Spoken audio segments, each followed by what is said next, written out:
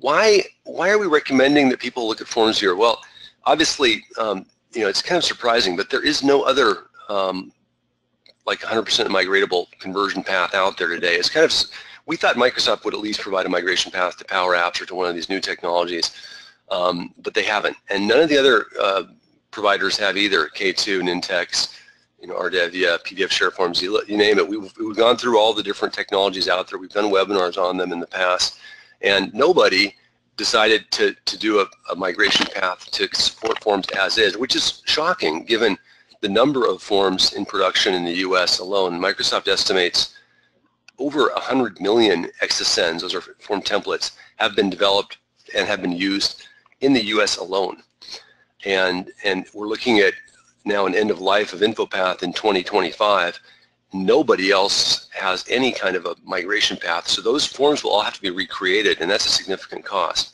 Not only will people have to actually move to a new technology and learn it, but they'll also have to retool their existing solutions. And so we started from the very get-go. We just decided, well, we're going to provide a very low-cost, zero to low-cost migration path. So the forms should work as is or with minimal modifications, and we have essentially a freemium licensing model. On the cloud, we just charge for usage, and it tops out at about $299 a month for the unlimited plan. We don't charge for on-prem, so it's just because we have to pay Microsoft for the Azure piece that we're using to stream down those elements of your form templates. And those prices will probably come down. We've just kind of set the bar right now. There's like a free version, there's a basic, there's standard, and there's enterprise. And like I said, it's from $0 to $299 a month per site. There's no user licensing, so it's very inexpensive. We just charge for the usage for high usage customers and then for support hours. We're not charging you these ridiculous sums that some of the form providers are, and that's because we're a consulting company. We're not trying to make a ton of money on FormsViewer. We're just trying to provide a path forward for our many wonderful customers out there. We also added features, added performance, and it's got better performance now than InfoPath Form Services. There's no more of this sending data to the server stuff. In addition, the publish process is much more streamlined. In fact, we have a new update coming this week. We had a bug that was causing the upload to take a few extra seconds, and now we're back to the 2-second range. So it's basically just a drag and drop, and you can quickly see your forms working in the browser. Like I said, we've added lots of features, so there's several scenarios where you actually need FormsViewer to actually implement links that open in your phone with a good UI, things like that. So anyway, these are many of the reasons why we recommend FormsViewer. Here's an architectural slide, Jimmy, that you put together last night. Do you want to quickly talk to this? Yeah, so this just shows the several pieces you're working with when you're using FormsViewer.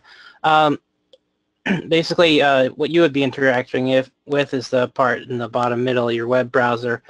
You generally open that up by clicking a link in your SharePoint site that would open up the site.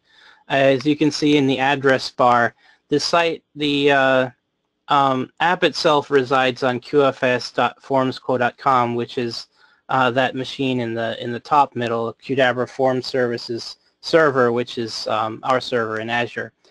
And then when you're using the app, there are two ways the information gets in and out of your form. One is that it goes through Qdabra Form Services. If you're querying information from DBXL or the internet, it'll go through there as a sort of a proxy because the browser can't query those services directly. There are restrictions on what a web page can do. One other route is to go through this FormsViewer app web, which is sort of SharePoint's way of allowing the form to access your sites without going through our server. So we allow data to go from your site through Qdabra Form Services when that's needed. When it's not needed, we go through the FormsViewer app web, and that helps keep things nice and speedy. So Jimmy, just for people asking, because I know they're kind of wondering, well, what are we storing here on Qdabra Form Services? We're just storing the XSN, is that correct? yes, we store the XSN. There is the option, at times you will need to store some credentials in order to access DBXL or web services. In that case, we do store those for you if you go to the place to enter them in FormsViewer. Those are stored on our database in an encrypted form. Okay, great. So yeah, so for those of you who will be accessing cross-site things like our DXL web service or whatever, just like a universal data connection file has credentials stored in them on your SharePoint site. Excuse me, I need to turn my Skype status off. Sorry about that. Just like I was saying, your UDC's files, your universal data connection files, store credentials on SharePoint. We do the same thing to allow for this cross-site querying in QFS, and I think most of the time you won't need to use that because most of the time you won't be accessing a cross-site web service. But for those of you who do have DBXL or some other web service, you can do that. Okay, any questions on this slide? I'm going to move on here, and yeah, question there?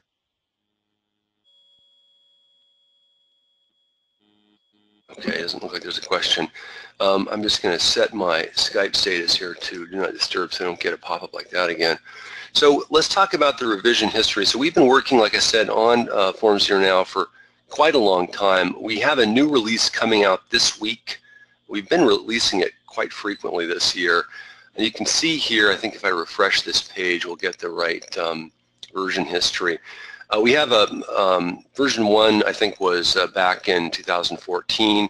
We actually had a beta and an alpha before that, and this week we're launching the latest version, and you can read about the major changes here, and I'm not going to go into detail other than to say that we did fix that upload delay. There was some people were seeing an upload delay, and the reason for that, Jimmy, I don't know if you want to talk about this, but I think it's important that people understand that the 365 online version is region balanced across the U.S.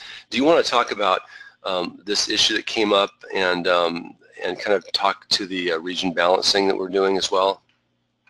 Okay, so basically we have the services hosted in two parts of the U.S. For the main FormsViewer version. There's one in Northwest U.S. and one in the East Coast. So whichever one, depending on where you are located, you'll either be accessing the app from one or the other, whichever is closest. And we've set that up so that if for any reason one of those services goes down, the other will be there as a backup to keep things going. Now, the way we store the templates that you've uploaded is we store them in Azure storage, which generally resides in just one location. So those are in the Pacific West. We weren't uploading them in the most optimal way when people were using the app on the East Coast. It was causing the uploads to take a very long time, and we've remedied that now in our code, and we're going to be uploading those changes later this week. Thanks, Jimmy. And for the European customers out there, we do have one instance right now running in Europe. I believe that's in the UK. Is that correct, Jimmy? I think it's in Western Europe, not the UK.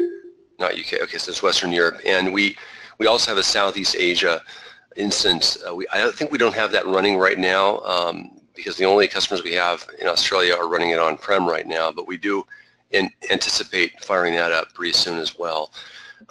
So let's see, let's go back to our slides, and we're almost ready, Jimmy, I think. Let's actually move to the demo.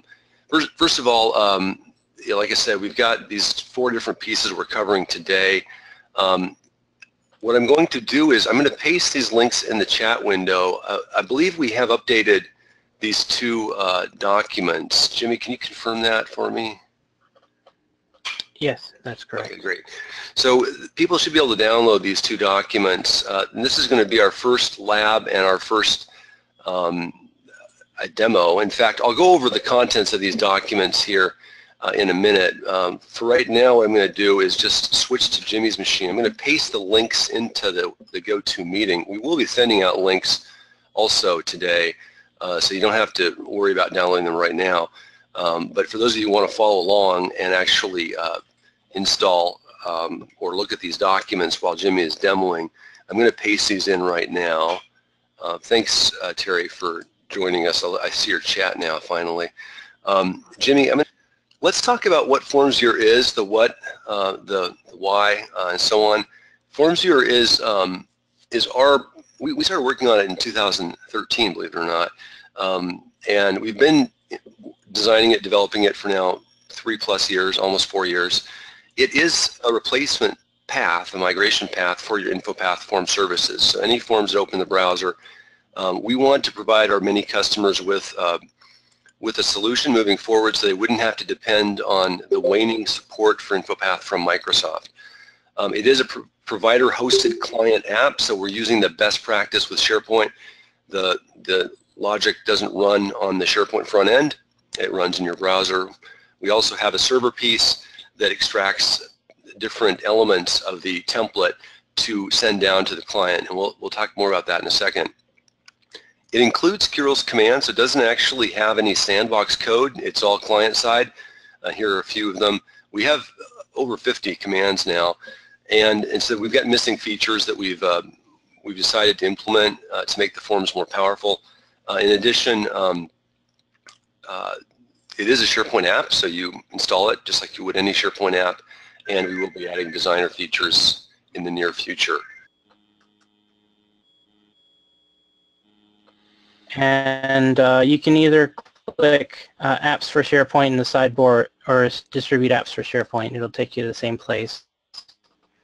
And then this lists all the apps that are installed or installed on your SharePoint environment. So in our case, we already have FormsViewer uploaded, but basically if you're doing this for the first time, you would take this FormsViewer app file, which you would download from one of those links that Patrick just pasted in the chat, and then you would just drag this over to this window and it would upload the file. You can see here that I have this file uploaded right here. You can also use the upload icon or drag it. It's your choice. Now, once that is uploaded, you would go to the site, whichever site where you want to install FormsViewer, and once that file has been uploaded, you can search for FormsViewer here in your apps. So just to clarify what I just did there, I'm on my site. I'm in site contents, which you can get to by doing this. Then I click New, and I click App. And let's just look at it in the classic SharePoint view. And if you're using this classic SharePoint, here we have an Add an App button. It's the same idea. Takes you to the same place. So I'm going to search for FormsViewer,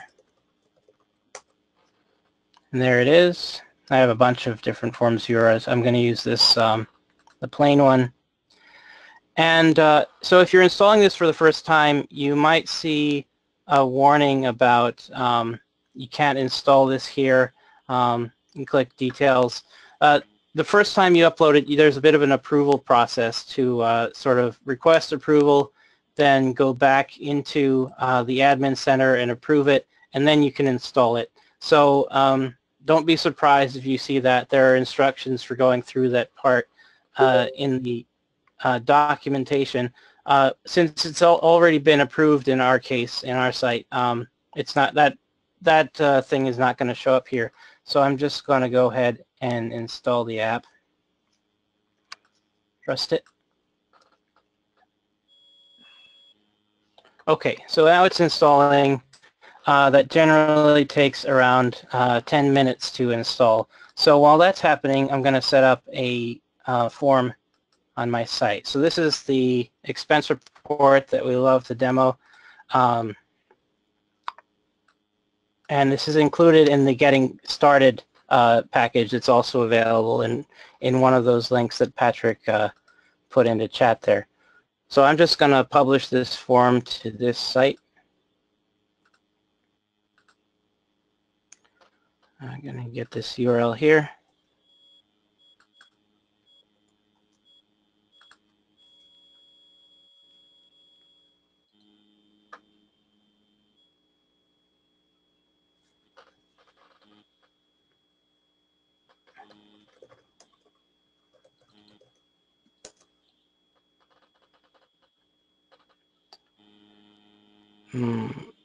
I think I've forgotten my password. Just a moment here. I'm going to pause the screen sharing.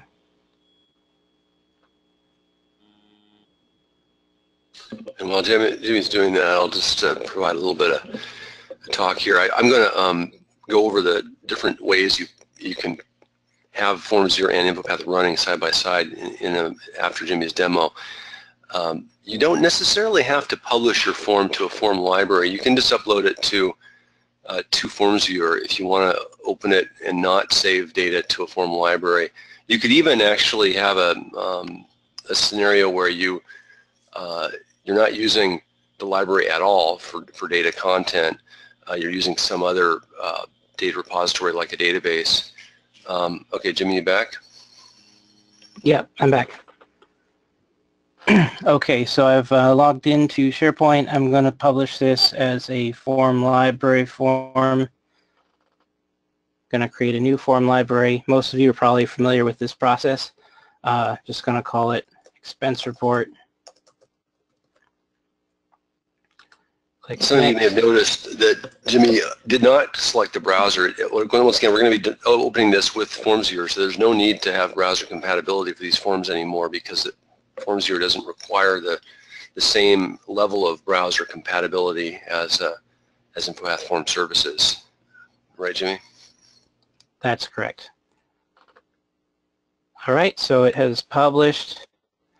Now I'm just going to update the data connection, the SharePoint library submit to be this site / expense report. Okay. And just publish one more time for good measure now that I've changed that data connection. And it looks like FormsViewer is already installed, so I'm going to open it up here.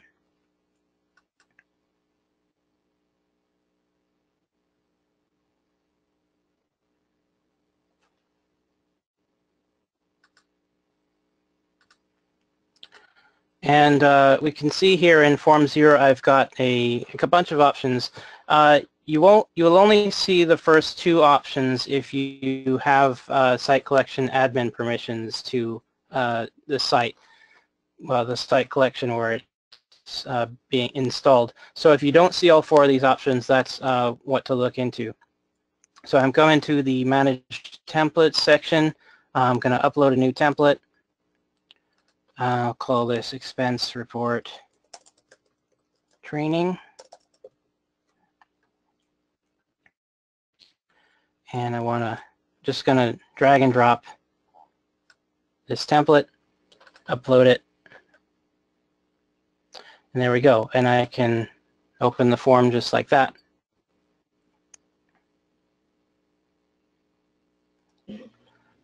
So to reiterate, you need to be site collection admin to see all of those links. So if you don't see those links in the FormsViewer app page, it's because you're not a site collection admin. We have quite a few people who have complained about that in the past. And just get yourself added as a site collection admin to the site, which is the requirement there. And then, Jimmy, you're using Chrome to show this, and I guess we should talk a little bit about that. Obviously, any browser should work, including Safari, Firefox, and Edge, and you name it. But we found that Chrome has the best performance of I guess Firefox as well, of all the browsers out there. With the WannaCry virus or worm a couple weeks ago, 3 weeks ago, I think there is a need to reevaluate the browser you're using. We know that Edge has got kind of a higher level of security, so you might want to consider that. But Chrome is, I think, the fastest. It's about was it twice as fast as IE? Is that right, Jimmy? What do you think? I think it was probably several times faster. Yeah. So if you're seeing that, in general, we're expecting forms. We'll talk more about performance. I think I don't know if it's tomorrow or the next day, but we do expect forms to open in 3 to 5 seconds or better. So if you're seeing, we'll talk more about how to improve your form's performance. But one way to do it is to use Chrome. And sorry, Jimmy. What's next? Okay, so I've just filled in some values here in this form. You can see that the form is nicely running here in the browser on FormsViewer. I'm going to hit submit, and let's see. Looks like it might be preventing me from submitting because I haven't filled out all the values.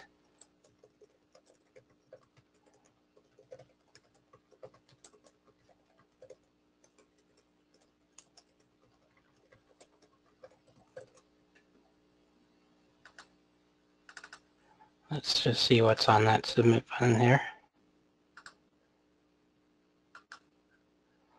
There is no submit rule there, so that's a problem. Let's just add that rule.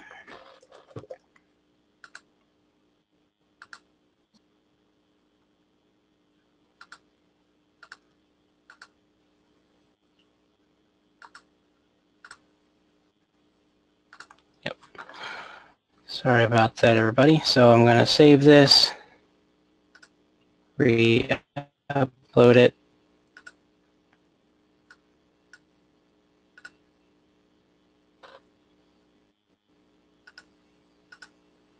Open it again.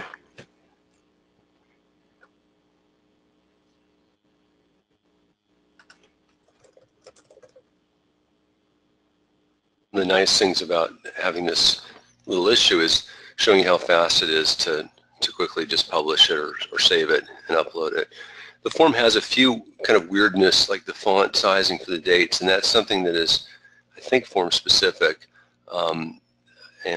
Obviously you'd want to make your forms look a little bit better than this form, but it's not a terrible form. It's just it's one of these samples, and you'll see throughout the class this week that we do have some much better looking forms. Mel will be talking more about that on Thursday as well, about how to make your forms look good. This is kind of an older form that we've got, and we haven't actually spent as much time, beautifying it, so to speak, as we have with other forms. Yep. So I filled out some values in my form. I hit submit. I just realized that I hadn't added an action to close the form after submit, so it's still open. But we can see here in my expense report library that the item I submitted is actually there. Now, as to why the file name shows just the date, it's the email address plus the report date that's the file name. So I'll put my email address here. Submit again. That's going to create a dupe, though, because...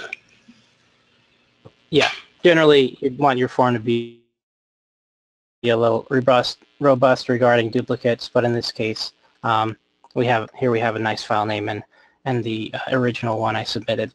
So we want to be able to open up these forms back in FormsViewer when somebody comes in to review them. Now that's not going to happen automatically. So we have devised a way to make that work. So there's one more download from InfoPath Dev to make that work. Perhaps Patrick could go find the link for that. It's in the same area of the downloads section. I'll paste those in right now. And what that basically involves is customizing a JavaScript file. So the JavaScript file is included in the download. You just open the file up in a text editor. And there's a whole bunch of code here, but there's no need to be intimidated because you just need to specify a couple of values in it. So basically, it explains in the green text what you need to do. You need to take the portion of the FormsViewer URL after the question mark and just paste that in here. And then the template name, in my case, that's expense report training. Okay, and I'm going to leave everything else the same default values. And so I'll open up, let's see. So I'm going to go back to site content. And the place we advise for uploading this file, you can upload it anywhere you want, but generally the best place for it is here in Site Assets. So I'm going to go in the Site Assets library. And you'll notice I've renamed this FB Links Expense Report just to differentiate which form it's for. So I'll upload that here. Okay, that's uploaded to Site Assets. So now I'm going to go back to the library and I'm going to customize this page.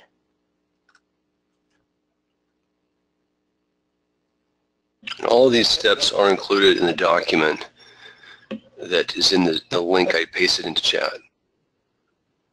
Yeah. So I clicked the gear icon and I picked Edit Page. Now I'm going to click this little black triangle here and click Edit Web Part.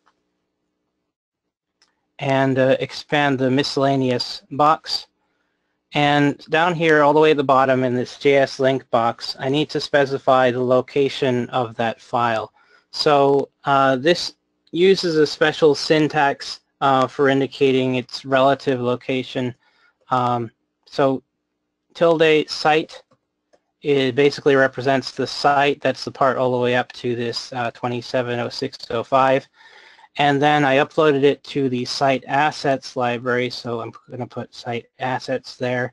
And then the file is named FV Links Expense Report.js. Going to double check that. Yep. All right, I'll click OK.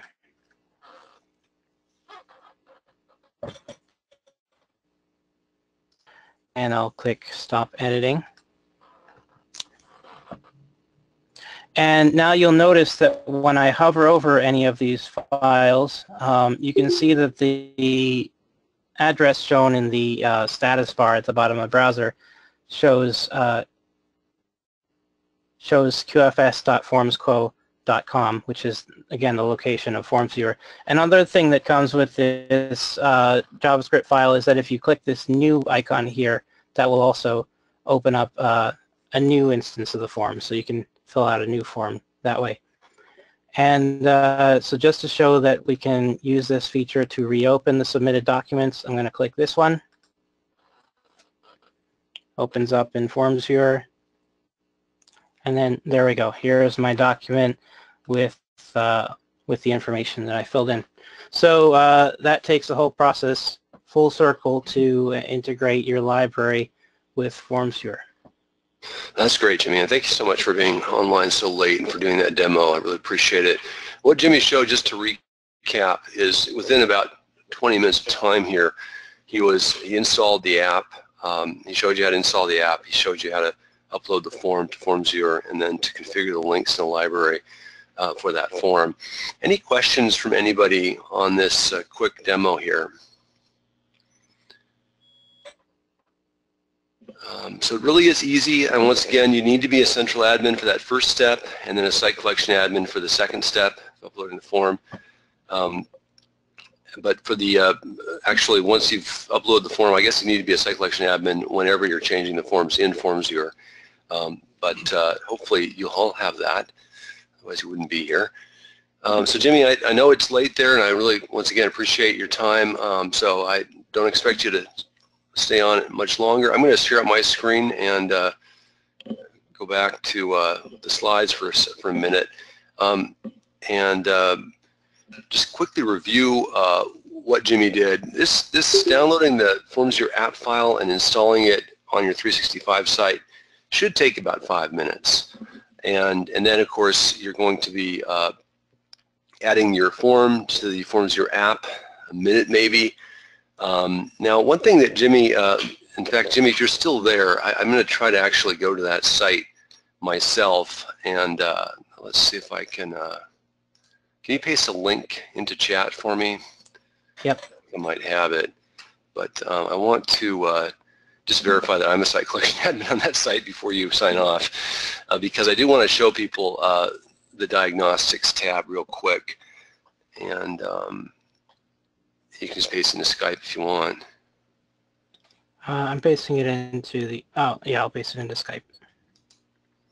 Because nobody else can have access to it. And while we're switching here between Jimmy and me, once again, if you do have questions, don't hesitate to ask us. We're here. It's a great time to do that while we're hunting for the right link. So let's see. So, okay, so it looks like I do have access. And what I want to show people is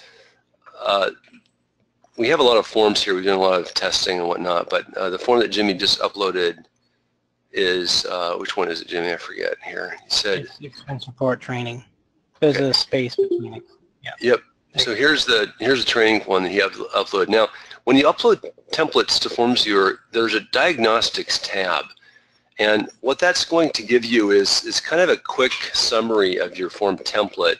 This tab is actually going to be changed. We're going to be changing this into a design tab in the future, and using this browser, these tabs within the diagnostics area to allow you to edit the form. It does take a few seconds to run at the very beginning, and you can see that there are several different tabs. This will be changed dramatically over the summer to include the ability to make minor modifications to your form. We're also going to be adding some features that don't currently exist in the designer of InfoPath, the ability to debug rules, the ability to validate QRules commands, and the ability to validate your data source and actually provide guidance on how to improve it. Those are the main pitfalls of InfoPath form development today, are the data source. People don't create good data sources. They leave things named field 1, field 2, field 3, and so on. They also have a hard time debugging rules. That's number 2. And then for people with QRules, we do see a lot of challenges with validation for the parameters. And so we're going to be providing those 3 missing features this summer. But you can take a quick look at your form. You can see the data connections. You can see the different views and how large they are, whether the form has code or not. This one does not, and it doesn't have any QRules for that matter.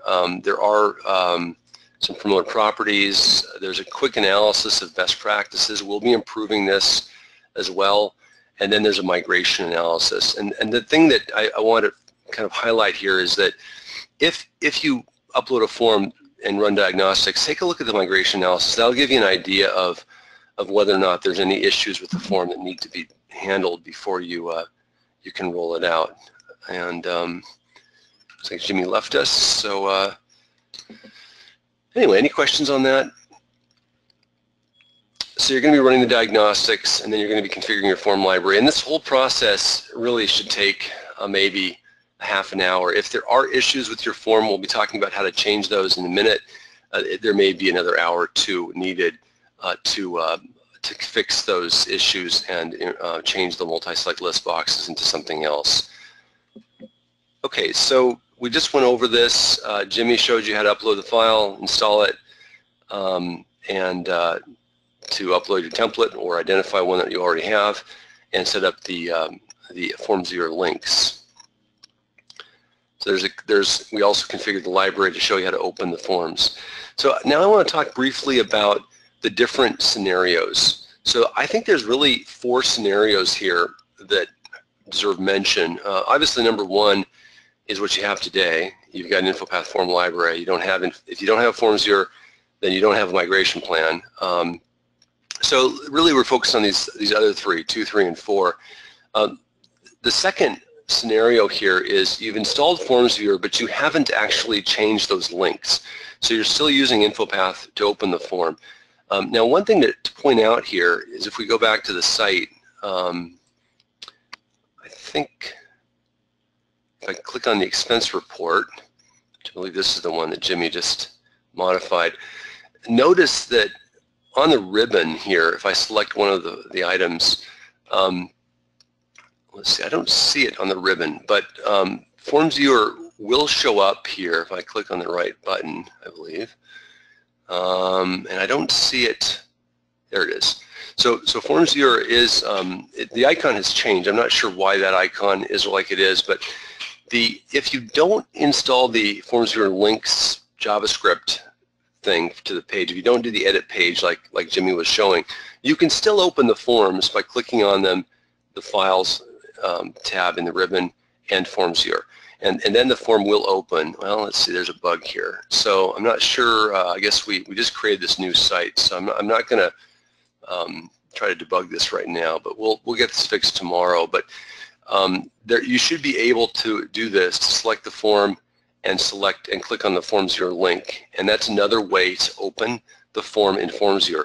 So that's option number 2 here in my list of scenarios.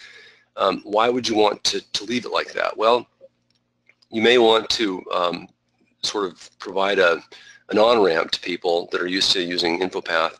You may not want to switch things over immediately, and we do have customers using this scenario. So if you've got everything in place, everything's been converted, you've got a plan to move forward, but you're not forcing people to open with FormsViewer yet. And then option 3 here is what Jimmy showed, opening with FormsViewer only. So you change the links, so it's no longer using InfoPath form services at all. Option 4 is kind of interesting. We'll be talking about this tomorrow. This is a scenario where you don't actually store content on the SharePoint site. So you're not actually writing to that form library or document library. You're storing content in a database, or you're just using InfoPath as a web design tool as a dashboard. And that scenario is also quite valid. We'll show you how to create dashboards tomorrow. Dashboards are useful to allow you to quickly filter and find data when you have a lot of data. SharePoint has limitations around how much data can be stored in a form library. So we typically provide DBXL, our database accelerator, to allow people to extend or scale their solutions beyond the 5,000 or the 20,000 limit in SharePoint. It provides better performance. It also provides more features in terms of filtering. And with the dashboard, you can also show things graphically. You can highlight things in a way that identifies what forms or what tickets need to be acted on. So we can highlight things that are overdue. We can provide a heat map. This is the items that really need to be dealt with. That kind of functionality quite easily using a dashboard and using InfoPath to design those.